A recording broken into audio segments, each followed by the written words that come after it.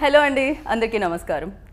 సంక్రాంతి పెద్ద పండగగా మారాలి అంటే బాలయ్య బాబు సినిమా ఉండాలి. అలా బాలయ్య బాబు సినిమా వచ్చేసింది. దాని పేరే డాకు మహారాజ్. సో సంక్రాంతి పెద్ద పండగగా మారింది. ఆ పెద్దదనానికి పెద్ద సక్సెస్ కూడా మీరు అందరూ అందించేశారనమాట. ఎస్పెషల్లీ అందులో ఒక డైలాగ్ ఉంటుంది, దుష్మన్ కమ్ ప్యార్ కర్నే వాలే జ్యాదా హై, హర్ జగా పే హే. ఎందుకంటే జై బాలయ్య ఆనందే మనం స్టార్ట్ చేయలేము. మొత్తం థియేటర్లో కలెక్షన్ల వర్షం కురుస్తుంది. సో మారి మోగిపోతుంది ఈ సినిమా అని చెప్పాలి. ఎస్పెషల్లీ ఈ సినిమాని క్రియేట్ చేసిన డైరెక్టర్ బాబీ గారు అండ్ ఈ క్రియేషన్కి మ్యూజిక్ని యాడ్ చేసి నెక్స్ట్ లెవెల్కి తీసుకెళ్ళిన మ్యూజిక్ డైరెక్టర్ తమన్ గారు అండ్ ఆ అగ్రెషన్, ఆ ఫైట్స్ అది రావాలంటే ఆ ఇంటెన్స్ని తీసుకొచ్చిన బాబీ డియోల్ గారు అండ్ ఆ క్యూట్నెస్ అండ్ ఆ ప్రేమ తీసుకొచ్చిన వేద అగర్వాల్. ఎస్పెషల్లీ మామూలుగా అంటే ఒక సినిమాకి క్యాప్టెన్ ఆఫ్ ద షిప్ అని చెప్పి డైరెక్టర్ని, కానీ ఈయన సముద్రం అనమాట. వీటన్నిటినీ కలిపి ఆ పవర్ని క్రియేట్ చేసిన లయన్ మన నరసింహనాయుడు సమరసింహారెడ్డి అండ్ మన బాలేబాబు మనతో పాటు ఉన్నారు. కాబట్టి ఆలస్యం చేయకుండా డాకు మహారాజ్కి కంగ్రాచులేట్ చేసేసి మన ఇంటర్వ్యూని స్టార్ట్ చేసేద్దానండి. హలో అండి, కంగ్రాచులేషన్స్ ఫస్ట్లీ.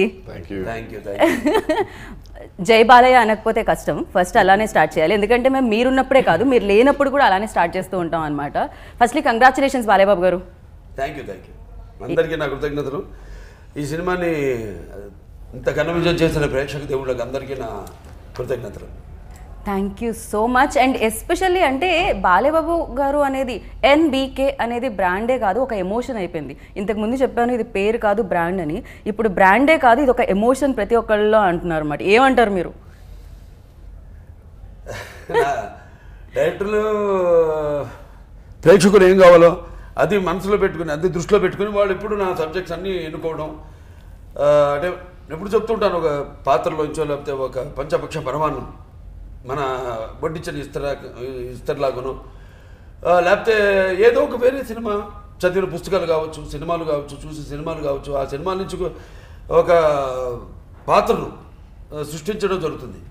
సో అలా ఒక్కొక్కటి అంటే అఖండ కావచ్చు, దాని తర్వాత వీరసింహారెడ్డి, దాని తర్వాత నేలకొండ భగవంత్ కేసరి, ఇప్పుడు మన డాకు మహారాజు, రేపు మళ్ళీ అఖండ పార్ట్ 2 ఇప్పుడు షూటింగ్ జరుగుతుంది.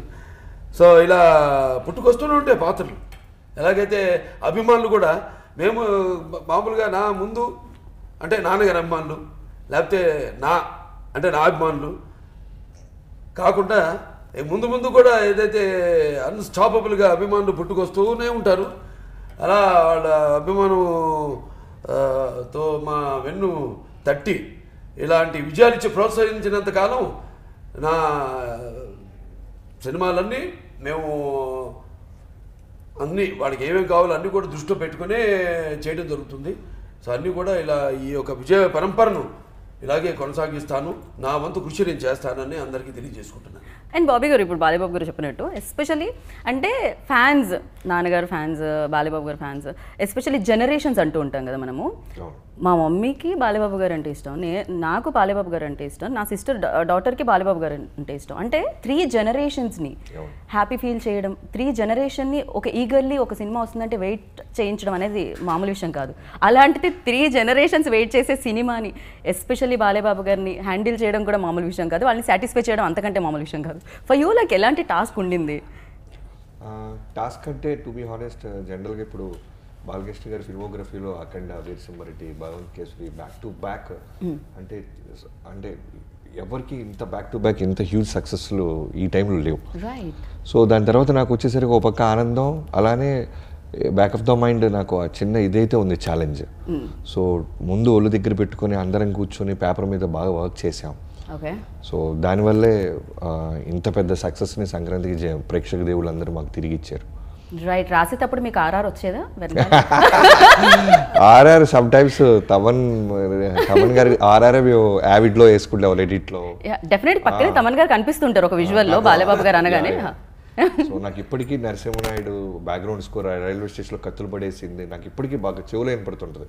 బాలకృష్ణ గారి మీద ఏదైనా షార్ట్ పెడితే ఫస్ట్ అది వినపడుతుంటుంది నాకు. Right, yeah. ఇప్పుడు మాకు డాకు మహారాజా వినిపిస్తుంది, ఎంతసేపు ఇంటర్వెల్ బ్లాక్ దగ్గర వచ్చే ఆర్ఆర్ అయితే మామూలుగా కాదు అసలు. నేను దాన్ని ఆర్ఆర్ని కూడా హమ్ చేయడం అనేది చాలా రేర్లీ చదువుతూ ఉంటుంది తమన్ గారు. సాంగ్స్ అయితే హమ్ చేస్తూ ఉంటాం, బట్ ఈ సినిమాలో అంటే మీరు ఇచ్చే ఎస్పెషల్లీ బాలయ్యబాబు గారికి ఇచ్చే ట్రాక్స్ ఎలా ఉంటాయంటే ఆర్ఆర్ని కూడా హమ్ చేస్తూ ఉంటాం. ఇట్స్ లైక్ ఎలా మ్యాజిక్ క్రియేట్ అవుతుంది తమన్ గారు? లేదు, ఈ సినిమాకి డాకుకి పెద్ద సాంగ్స్ లేవు. మాకు songs are not situational song. Greeting card. ఇప్పుడు మన పెళ్ళికి గ్రీటింగ్ కార్డ్ అంటే పాటలే గ్రీటింగ్ కార్డ్. కొన్ని సినిమాలకి పాటలు ఒక 100 మిలియన్ సాంగ్, 50 మిలియన్ సాంగ్ ఉంటాయి గ్రీటింగ్ కార్డ్ లాగా. బట్ డాకుకి score is very very important. అంటే మేము రిలీజ్ చేసిన 3 టీజర్లు ఈజ్ వెరీ ఇంపార్టెంట్. మేము ఫస్ట్ టైం మేము రిలీజ్ చేసిన 3 టీజర్లు, అది that was very very helping for us. Thaman గారు తెలుసు, ఇప్పుడు నందమూరి తమన్ అయిపోయాడు. నిజంగా everyone is calling him Nandamuri Thaman. Nandamuri Thaman, not Thaman. మనం బాలయ్య గారిని మనం ఎలా చూసి పెరిగాం. బాలయ్య గారు డైలాగ్ కి ఒక 100 కిలోల బరువు ఉంటుంది. కరెక్ట్. ఒక 100 కిలో సినిమా ఇప్పుడు ఆ బరువు మెయింటైన్ చేస్తూ వెళ్ళాలి సినిమాకి. బాలయ్య గారు సినిమా అన్నప్పుడు ఇట్స్ లార్జర్ దెన్ లైఫ్. అంతే, నేను అలానే చూస్తాను. Every film is larger than life. అది బాలయ్య గారు. నాకు గ్యాప్ ఇస్తే ఆయన డైలాగ్ కి ఎంత పవర్ ఉంటుందో అది నేను మ్యూజిక్ లో చూపిస్తాను.